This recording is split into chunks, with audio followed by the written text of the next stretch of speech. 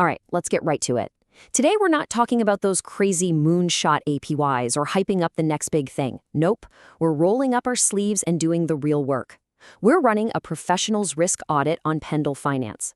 Think of this as a proper due diligence session, a clear-eyed look at the risks you absolutely must understand before allocating any serious capital. Okay, let's get into it.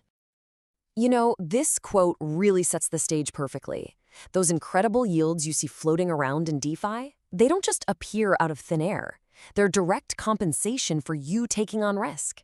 And here's the thing, a professional investor's job isn't to somehow avoid all risk. That's impossible. It's to understand it, to price it, and then to decide which risks are actually worth taking. And that is exactly what we're going to do today. So, here's our game plan. First, we'll touch on that fundamental relationship between risk and reward. Then, we're going to drill down into the three big layers of risk. What's happening in the market, the protocol itself, and then the whole DeFi ecosystem it's built on. And finally, we'll pull it all together for the final verdict. First up, the price of high yield. Look, a core principle for any pro is that for every single thesis, there's a counter thesis. With Pendle, the main thesis is pretty simple, the ability to capture and trade future yield. So what's the counter thesis? Well, it's that the idea of future yield is, by its very nature, completely uncertain. Our job here is to really pick that apart. Okay, let's move on to our first major risk category, market risk. For a protocol that is built entirely around the idea of yield, it's probably no surprise that the single biggest external risk is just the fluctuation of interest rates. It's a rate game, pure and simple. Okay, this is where it gets really interesting, because this breaks down the two sides of the exact coin. When you use Pendle, you're mainly dealing with YT, the yield token, or PT, the principal token. If you're holding YT, you are making a leveraged bet that yields will stay high or maybe even go higher. The risk? It's crystal clear. If the underlying yield from something like Lido or Athena just suddenly crashes, the value of your YT can literally go to zero.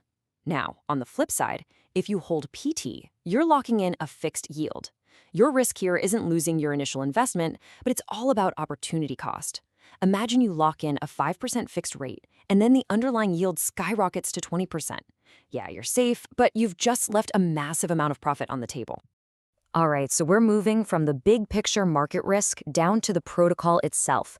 And that means we have to talk about the boogeyman of every DeFi liquidity provider, impermanent loss. But Pendle does something really clever here, creating what we're calling the IL exception. So first, just a quick refresher for everybody. Impermanent loss, or IL, is basically the financial drag you feel when you provide liquidity to a pair of tokens and the prices of those two tokens start to move away from each other. The further apart they get, the bigger your impermanent loss is compared to if you had just held those two assets separately in your wallet. And that brings us to the big question, right? If IL is caused by asset prices moving apart, how in the world do Pendle's principal token pools manage to have such low IL? I mean, they're some of the most popular pools in all of DeFi for a reason. Well, the answer is actually baked into the design of the principal token itself. This slide shows the mechanics beautifully. Let's walk through it. So you have a principal token, let's call it PTSTETH, and it's paired up in a liquidity pool with its underlying asset, STETH. Now, PTSTETH will always trade a little cheaper than STETH, because remember, the yield has been stripped out, but, and this is the absolute key, it has a maturity date. As you get closer and closer to that date, the value of that PT has to get closer to the value of one STETH. Why? Because the second it matures, that PT becomes redeemable one for the real STETH.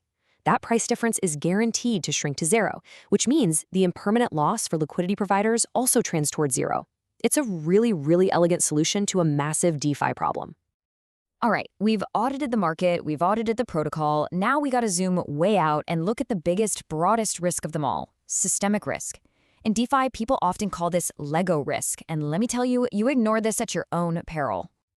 Here is what you have to burn into your brain. Pendle doesn't create its own yield. It sources it. It's a derivative layer that sits on top of other foundational protocols. This whole money Lego idea is what makes DeFi so powerful, but it's also its greatest systemic risk. Pendle's health isn't just about its own code. It inherits risk from every single protocol it plugs into. And this visual just nails it. Think of your position as a stack of Legos. At the very top, that's your Pendle position, your YT or your LP token. But that block is sitting on a middle block, which is the yield source itself, maybe Lido's Steph. Now, what happens if that middle block, Lido, suffers some catastrophic smart contract failure? Well, it crumbles. And if the block underneath you crumbles, your Pendle position on top just collapses right along with it. And it doesn't matter one bit how secure Pendle's own code is. And of course, the whole thing is built on the base block, the L1 blockchain, like Ethereum.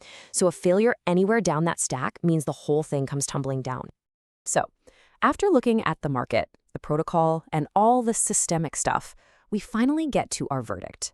We've laid out the risks, but what does it all mean for you, the investor? Well, this is where we shift from just talking about risk to talking about choice. And this really is the core conclusion of our entire audit. The risks we've talked about, market, protocol, systemic, they're not small, they are very real. But they're the price of admission.